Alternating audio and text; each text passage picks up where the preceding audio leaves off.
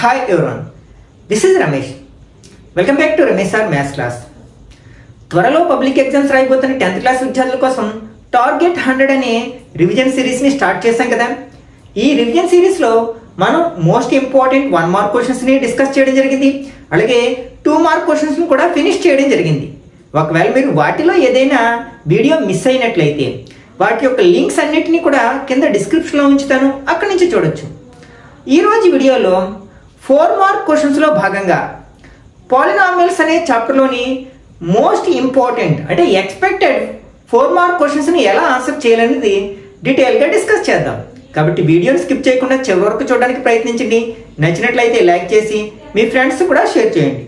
మనం ఎగ్జామ్కి ప్రిపేర్ అయ్యేటప్పుడు గవర్నమెంట్ రిలీజ్ చేసిన బ్లూ ప్రింట్ని మనం మైండ్లో ఉంచుకున్నట్లయితే మన ప్రిపరేషన్ అనేది చాలా ఈజీ అవుతుందన్నమాట. మనకి థర్డ్ సెక్షన్లో భాగంగా 4 మార్క్ క్వశ్చన్స్ను 8 అడగడం జరుగుతుంది. అంటే మనకి యాక్చువల్గా టెక్స్ట్ బుక్లో ఉన్న చాప్టర్స్ అని అంటే 14, అంటే అందులో మనకి 6 చాప్టర్స్ నుంచి 4 మార్క్ క్వశ్చన్స్ రావడానికి అవకాశం లేదు అన్నమాట. కాబట్టి వాటిని అవాయిడ్ చేసి మిగిలిన చాప్టర్స్లోంచి మనం ఇంపార్టెంట్ 4 మార్క్ క్వశ్చన్స్ని డిస్కస్ చేద్దాం. మనకి ఆల్రెడీ 2 మార్క్ క్వశ్చన్స్ని ఫినిష్ చేశాం కదా, వాటిలో కొన్ని 4 మార్క్ క్వశ్చన్స్గా కూడా అడిగే అవకాశం ఉంది. కాబట్టి వాటిని కూడా మీరు ఫినిష్ చేయడానికి ప్రయత్నించండి. ఇక్కడ మనకి అకార్డింగ్ టు బ్లూ ప్రింట్ మనకి పాలినామియల్స్లో భాగంగా అడిగే క్వశ్చన్ విజువలైజేషన్ అండ్ రిప్రజెంటేషన్ అనే అకాడమిక్ స్టాండర్డ్లో భాగంగా అడుగుతారు. అంటే దాని అర్థం ఏంటంటే డయాగ్రామ్ బేస్డ్ క్వశ్చన్ అడుగుతారనమాట. కానీ మనకి పాలినామియల్స్లో డయాగ్రామ్ బేస్డ్ క్వశ్చన్ అంటే గ్రాఫ్ రిలేటెడ్ క్వశ్చన్స్ అనమాట. కాబట్టి మనకి 99% ఈ చాప్టర్ నుంచి అడిగే 4 మార్క్ క్వశ్చన్స్ కంపల్సరీ గ్రాఫ్ రిలేటెడ్గా వస్తాయన్నమాట. Okay, first question. Due to heavy storm, an electric wire got bent as shown in the figure. It followed a mathematical shape. Answer the following questions below. ఇక్కడ మనకి స్టామ్కి అంటే తుఫాన్కి electric wire ఏమైందనమాట, bend అయిపోయి ఇట్లా వంగిపోయింది అనమాట. ఒక mathematical షేప్లో వంగిపోయింది. అయితే దాన్ని స్టడీ చేసి మనం అడిగిన 4 క్వశ్చన్స్కి ఆన్సర్ రాయాల్సి ఉంటుంది అనమాట. ఇవి మోస్ట్ రిపీటెడ్గా అడగడానికి అవకాశం ఉందన్నమాట. ఫస్ట్ క్వశ్చన్ ఏంటి, name the shape in which the wire bent. ఇక్కడ మనకి వైర్ ఈ షేప్లో బెంట్ అయింది కదా, ఈ షేప్ని మనం ఏమంటామంటే మ్యాథమెటిక్స్లో పెరాబోలా అంటాం కదా. కాబట్టి మనకి ఏకి ఆన్సర్ ఏమవుతుంది అనమాట, పెరాబోలా అవుతుంది.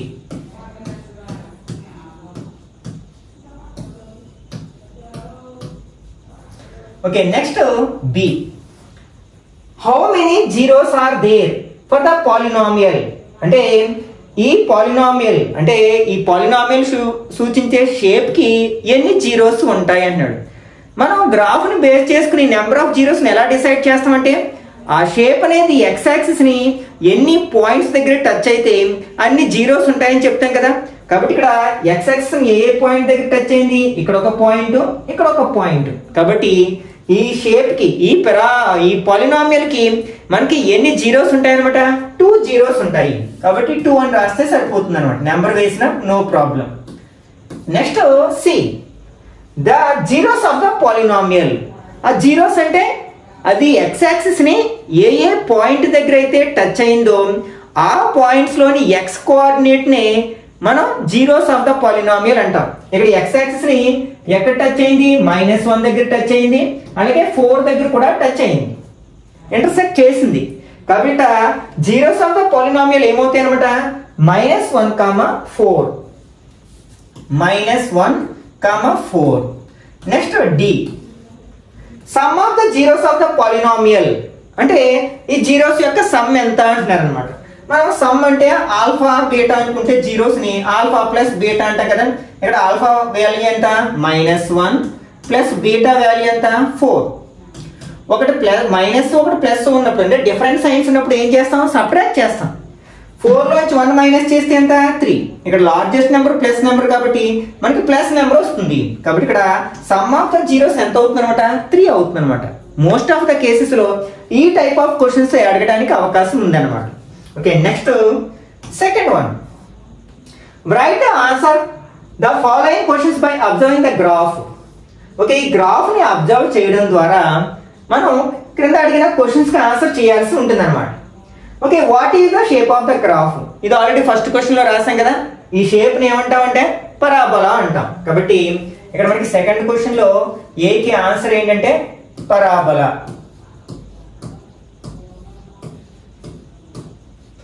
Next B, how many zeros are there for the polynomial? ఇంతకు ముందే చెప్పుకున్నాం, జీరోస్, నెంబర్ ఆఫ్ జీరోస్ అనేది ఎట్లా డిసైడ్ చేస్తామంటే ఆ పాలినామియల్ సూచించే ఆ షేప్, ఆ గ్రాఫ్ అనేది ఎక్స్ యాక్సిస్ ని ఎన్ని పాయింట్స్ తో ఇంటర్సెక్ట్ చేస్తే, అంటే ఎన్ని పాయింట్స్ దగ్గర ఇంటర్సెక్ట్ చేస్తే అన్ని జీరోస్ ఉంటాయని చెప్పుకున్నాం. ఎక్స్ యాక్సిస్ ఎక్కడుంది? ఇక్కడ ఉంది. ఆ పాలినామియల్ యొక్క గ్రాఫ్ ఎక్కడుంది? ఇక్కడ ఉంది. అసలు రెండు ఎక్కడ టచ్ అవ్వలేదు కదా. కాబట్టి నెంబర్ ఆఫ్ జీరోస్ ఏంటంటే జీరో అనమాట. జీరో అని రాయకూడదు, నో జీరోస్ అని రాస్తే సరిపోతుంది అనమాట. ఎందుకంటే జీరో అనేది కూడా ఒక జీరో అవుతుంది కాబట్టి జీరో అని రాసిన నో ప్రాబ్లమ్. ఇక్కడ నో జీరోస్ అంటే the given polynomial has no zeros, లేకపోతే జీరో పెట్టినా no problem. Next C, general form of the quadratic polynomial అంటే క్వాడ్రాటిక్ పాలినామియల్ యొక్క జనరల్ ఫార్మ్ ఏంటి అని అడుగుతున్నారు. మనకి క్వాడ్రాటిక్ పాలినామియల్ అని దేని అంటారు? ఏ పాలినామియల్ యొక్క డిగ్రీ 2 అయినట్లయితే దానిని క్వాడ్రాటిక్ పాలినామియల్ అంటాం. మనం ఎప్పుడైనా సరే జనరల్ ఫామ్ లో ఏం ఉపయోగించాలి? వేరియబుల్ ని ఎక్స్ గా తీసుకుంటాము, కోఎఫిషియెంట్స్ ని ఏబిసిలుగా తీసుకుంటాం అనమాట. కాబట్టి జనరల్ ఫామ్ ఎట్లా రాయాలి మనం? A X square plus B X plus C అని రాస్తే సరిపోతుంది అనమాట. Okay, next D, give an example for quadratic polynomial. ఈ రెండు క్వశ్చన్స్ డిఫరెంట్ అనమాట. ఇదేమో జనరల్ ఫామ్ అడిగారు, ఇదేమో ఒక ఎగ్జాంపుల్ అడిగారు. కాబట్టి మనం ఏబిసి ప్లేస్ లో ఏమైనా నెంబర్స్ రీప్లేస్ చేస్తే సరిపోతుంది. కానీ డిగ్రీ మనకి ఎంత ఉండాలి? క్వాడ్రాటిక్ పాలినామియల్ కాబట్టి 2 ఉండేటట్లు చూసుకోవాలంట. For example 3x square minus 5x plus 6 ఏదైనా మీ ఇష్టం వచ్చింది రాయొచ్చు అనమాట. ఇక్కడ ఏబిసిడి రాయకూడదు. అదేంటి మనకి జనరల్ ఫామ్, ఇదేమో మనకి ఎగ్జాంపుల్ అనమాట. ఇట్లాంటివి మనం ఎన్నైనా రాయొచ్చు కదా. Okay, next third one, right the answers for the following questions by observing the graph. ఈ గ్రాఫ్ ని అబ్జర్వ్ చేయడం ద్వారా అడిగిన క్వశ్చన్స్ కి ఆన్సర్ రాయమన్నాడు. What is the shape of the graph? కానీ ఇంతకు ముందు క్వశ్చన్ కి దీనికి తేడా ఉంది. ఇక్కడ ఈ షేప్ ఎలా ఉంది? మనకి ఒక స్ట్రైట్ లైన్ లో ఉంది కదా. కాబట్టి ఇక్కడ మనం షేప్ అని అడిగినప్పుడు ఏం రాయాలన్నమాట? ఇక్కడ స్ట్రైట్ లైన్ అన్నారు, లేకపోతే line, straight line.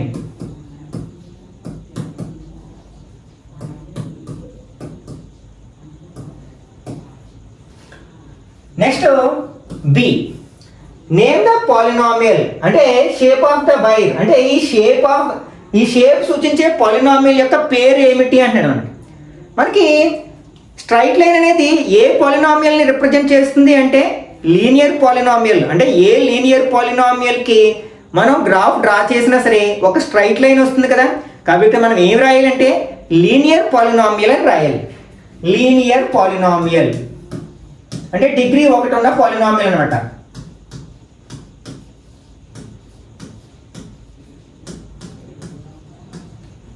Okay, next C, the point that intersect the X axis is అంటే ఈ పాలినామియల్ అనే సూచించే గ్రాఫ్ అనేది ఎక్స్ యాక్సిస్ ని ఏ పాయింట్ దగ్గర ఇంటర్సెక్ట్ చేసింది అని అడుగుతున్నారు. మనకి ఇక్కడ -3 అని రాయకూడదు. -3 అనేది ఏమవుతుంది? జీరో ఆఫ్ ద పాలినామియల్ అవుతుంది. ఆ పాయింట్ ఏమిటి అంటారు? ఈ పాయింట్ ఎలా రాస్తాం మనం? -3, 0 అని రాస్తాం కదా. కాబట్టి -3, 0 అని రాయాలన్నమాట. పాయింట్ అనే పదం ఇక్కడ ఉపయోగించారు కాబట్టి మనం ఆన్సర్ ఏం రాయాలన్నమాట? -3, 0 అని రాయాలి. Next D, general form of linear polynomial. ఇప్పుడే చెప్పుకున్నాం కదా దేనిని లీనియర్ పాలినామియల్ అంటాం మనం. డిగ్రీ 1గా ఉన్న పాలినామియల్ ని మనం లీనియర్ పాలినామియల్ అంటాం. ఇక్కడ జనరల్ ఫార్మ్ ఉన్నాడు కాబట్టి కోఎఫిషియెంట్స్ ని ఏబిగా తీసుకుంటాం అనమాట. అంటే ఏఎక్స్ ప్లస్ బిఎన్ అని రాస్తే సరిపోతుంది అన్నమాట. This is general form. ఒకవేళ ఎగ్జాంపుల్ రాయమంటే ఏదో 2x + 3 x - 1 x + 1 ఇట్లా ఎన్నైనా రాయొచ్చు మనం. Okay, next fourth one, right the answers for the following questions by observing the graph.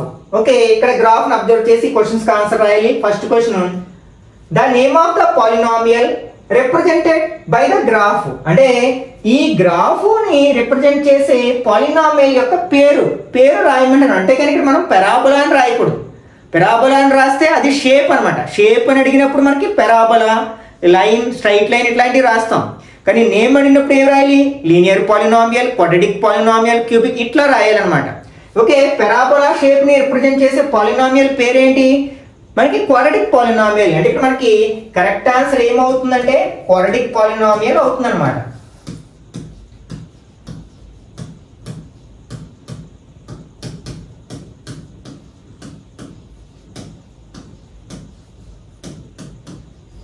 Okay, next B. How many real zeros exist for this polynomial? అంటే ఇది X axis ని ఎన్ని points లో intersect చేస్తే అన్ని రియల్ జీరోస్ ఉంటాయి. మనకి ఎన్ని పాయింట్స్ లో ఇంటర్సెక్ట్ చేసింది? 2 పాయింట్స్ లో ఇంటర్సెక్ట్ చేసింది కదా.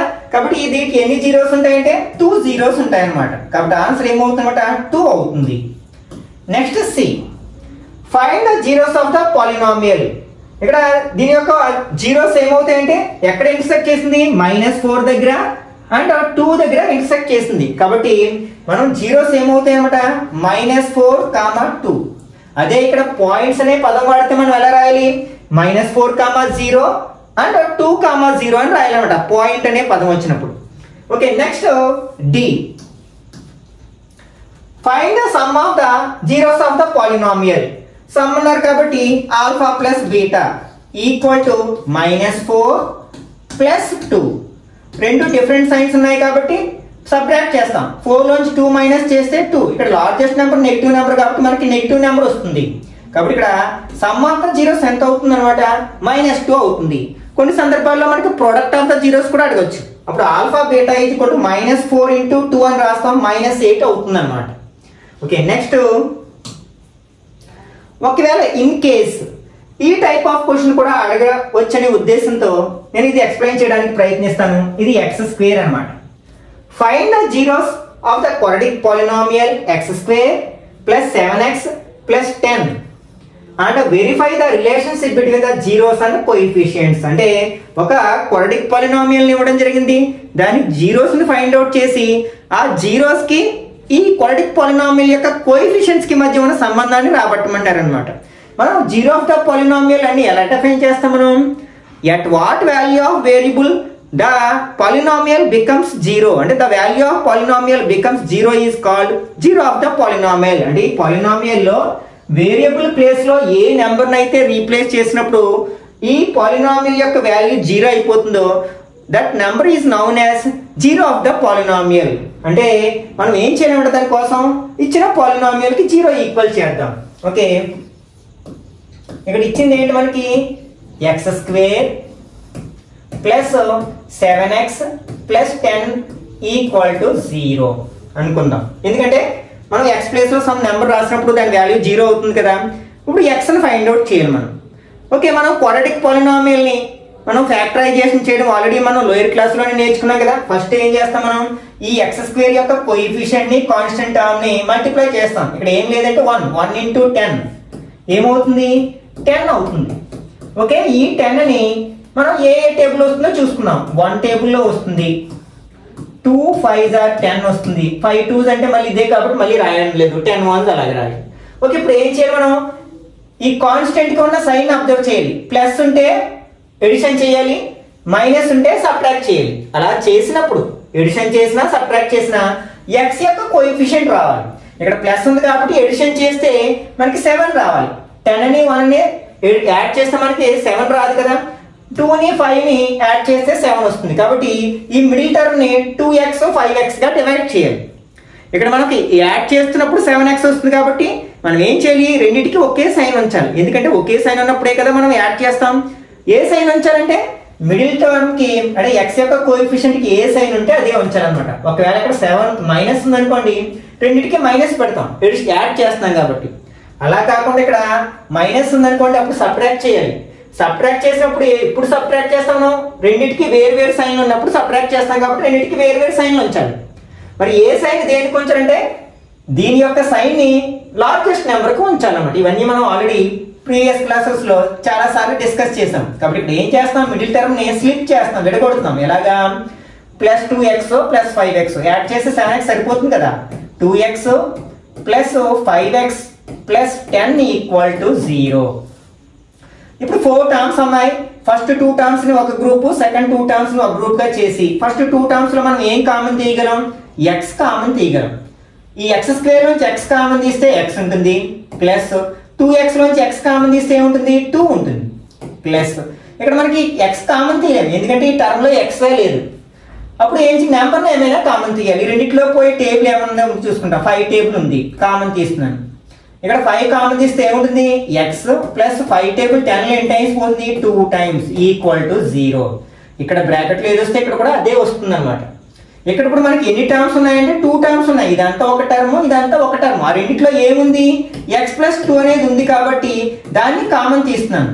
అప్పుడు ఈ టర్మ్ నుంచి x ప్లస్ 2 తీసేస్తే ఇక్కడ ఏముంటుంది? x ఉంటుంది, ఇక్కడ ఏముంటుంది? 5 ఉంటుంది, ఈక్వల్ టు 0. ఇక్కడ మనం ఈ రెండింటిని మల్టిప్లై చేస్తే 0 వచ్చింది. అంటే దాని అర్థం ఏంటి? ఎప్పుడు సాధ్యం అవుతుంది? దీని వాల్యూ అయినా 0 అవ్వాలి, లేకపోతే దీని వాల్యూ అయినా 0 అవ్వాలి. అప్పుడే కదా ప్రోడక్ట్ 0 అవుతుంది. కాబట్టి that implies x plus 2 equal to 0 or x plus 5 equal to 0. దీని నుంచి మనం ఈ 2ని RH లో ట్రాన్స్పోజ్ చేస్తే -2 అవుతుంది.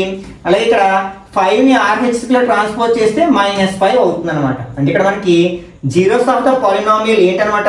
జీరోస్ ఆర్ -2, 5 అన్నాడు, -5. అంటే ఇక్కడ మనం ఈ పాలినామియల్ ప్లేస్ లో -2ని సబ్స్టిట్యూట్ చేసినప్పుడు దీని వాల్యూ 0 అయిపోతుంది. -5ని సబ్స్టిట్యూట్ చేసినప్పుడు కూడా వాల్యూ 0 అయిపోతుంది అనమాట. ఓకే, వీటిని ఆల్ఫా బీటా అనుకున్నాం. Let alpha equal to -2 and beta equal to -5. ఇప్పుడు మనం ఏం చేయాలి? ఈ జీరోస్ కి కోఎఫిషియంట్ కి మధ్య ఉన్న సంబంధాన్ని చెక్ చేయాలి. మనం సమ్ ఆఫ్ ద జీరోస్ చేద్దాం. First some of zeros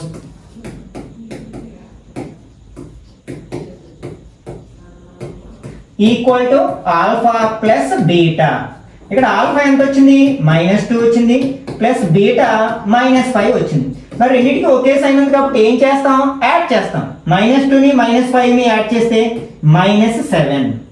okay, ఇలా మనం alpha plus beta find out చేసినప్పుడు మనకి మైనస్ నెంబర్ వచ్చేలా చూసుకోవాలి. ఒకవేళ ఇక్కడ మైనస్ రాలేదు, 7 వచ్చింది, అప్పుడు ఏం చేయాలి? మనం మైనస్ ఆఫ్ మైనస్ అని పెట్టాలి. అప్పుడు అర్థం ఏమీ మారదు కదా, ఎందుకంటే మైనస్ ఇంటూ మైనస్ ప్లస్ అయిపోతుంది కాబట్టి. ఓకే, నెక్స్ట్ ఇక్కడ ఫ్రాక్షన్ లేదు కాబట్టి దీన్ని ఎలా రాయొచ్చు? మనం బై 1 అని పెట్టుకోవాలి ఫ్రాక్షనల్ రూపంలో లేనట్లయితే. ఇప్పుడు చూడండి, ఒకసారి ఇచ్చిన పాలినామియల్ అబ్జర్వ్ చేసినట్లయితే ఈ మైనస్ అలా ఉంచినట్లయితే 7 అనేది ఏంటి? x యొక్క కోఎఫిషియంట్, 1 అనేది ఏంటి? x² యొక్క కోఎఫిషియంట్ అన్నమాట. అంటే this equal to minus of coefficient of x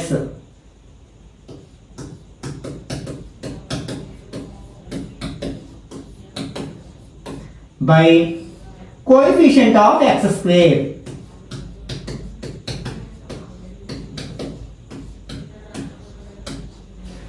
okay, ఇప్పుడు ప్రోడక్ట్ ఆఫ్ ద జీరోస్ తీసుకున్నాం. ప్రోడక్ట్ ఆఫ్ జీరోస్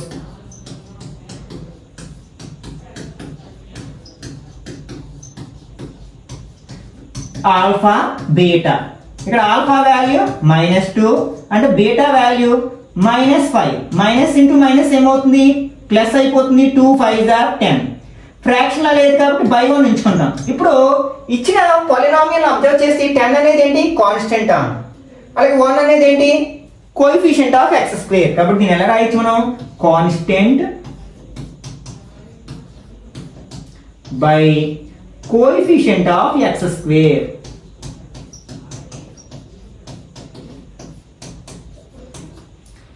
ఓకే, ఒకవేళ మనకి ఈ టైప్ లోనే ఇలా ఇవ్వచ్చు అనమాట. క్వాడ్రాటిక్ పాలినామియల్ x² -3 అంటే దీని ప్లేస్ లో మనకి x² -3 ఇచ్చే అవకాశం ఉందన్నమాట. అప్పుడు ఏం చేస్తాం? సేమ్ ఇలానే చేస్తాం. Equal to 0. దీన్ని డైరెక్ట్ గా -3 సైడ్ తీసుకెళ్ళచ్చు, లేకపోతే మనం దీన్ని ఐడెంటిటీ ఉపయోగించి ఆల్జీబ్రిక్ ఐడెంటిటీ ఉపయోగించి కూడా చేయొచ్చు అనమాట. అంటే ఇది మనం ఎలా రాయొచ్చు? x² ఈక్వల్ టు -3ని RH లో ట్రాన్స్పోజ్ చేస్తే +3. ఇట్లా ఫ్యాక్టరైజేషన్ చేయాల్సిన అవసరం రాదనమాట. ఇప్పుడు మనకి ఈ స్క్వేర్ ని RH లో పంపితే ఏమవుతుంది? √3 అవుతుంది. దీన్ని మనం ఎలా రాస్తాం? ప్లస్ ఆర్ మైనస్ √3 అని రాస్తాం. ఎందుకంటే మనం ప్లస్ నెంబర్ ని స్క్వేర్ చేసినా ప్లస్ నెంబరే వస్తుంది, మైనస్ నెంబర్ ని స్క్వేర్ చేసినా ప్లస్ నెంబరే వస్తుంది. కాబట్టి ఫర్ ఎగ్జాంపుల్ √4ని మనం ఎలా రాయొచ్చు అనమాట, +or-2 అని రాయొచ్చు. ఎందుకంటే 2ని స్క్వేర్ చేసినా 4 వస్తుంది, -2ని స్క్వేర్ చేసినా 4 వస్తుంది. కాబట్టి 4 యొక్క స్క్వేర్ రూట్ +2 అయినా కావచ్చు, -2 అయినా కావచ్చు. కాబట్టి ఇక్కడ మనం ఏం చేస్తాం అనమాట, +or- అని రాస్తాం అనమాట. ఓకే, దీన్ని ఎలా అయినా చేయొచ్చు. అంటే ఇక్కడ α √3, బీటా -√3 తీసుకుంటాం. దీన్నే మనం అలా కూడా చేయొచ్చు. x² - 3 = 0. x², ఈ 3ని ఎలా రాస్తానంటే √3² అని రాస్తున్నాం =0. ఇప్పుడు చూడడానికి ఎలా ఉంది, ఎందుకంటే స్క్వేర్ కట్ అయిపోయి 3నే ఉంటుంది, దాని విలువలో ఏ విధమైన మార్పు లేదు. చూడడానికి ఎలా ఉందంటే a² - b² అనే ఐడెంటిటీని పోలి ఉంది కదా. కాబట్టి a + b × a - b అని రాయొచ్చు అన్నమాట. అప్పుడు దీన్ని 0కి ఈక్వల్ చేస్తాం, లేదా దీన్ని ఈక్వల్, రెండిట్లో ఏదో ఒకటి 0 అవ్వాలి కాబట్టి ఇలా చేస్తాం అన్నమాట. అలా కూడా చేయవచ్చు అనమాట. ఓకే, ఈ చాప్టర్ నుంచి అడిగే క్వశ్చన్ చాలా ఈజియెస్ట్ క్వశ్చన్ అనమాట. ఈవెన్ సిడి గ్రేడ్ వాళ్ళు కూడా 4కి 4 మార్క్స్ తెచ్చుకునే అవకాశం ఉన్న క్వశ్చన్ అడగడం జరుగుతుంది ఈ చాప్టర్ నుంచి. కాబట్టి ఇలాంటి టైప్ ఆఫ్ క్వశ్చన్ని ఏది అడిగినా సరే ఆన్సర్ చేయడానికి మనం సిద్ధంగా ఉండాలి. ఈ వీడియో నచ్చినట్లయితే లైక్ చేయండి, అట్లాగే మీ ఫ్రెండ్స్ కూడా షేర్ చేయండి.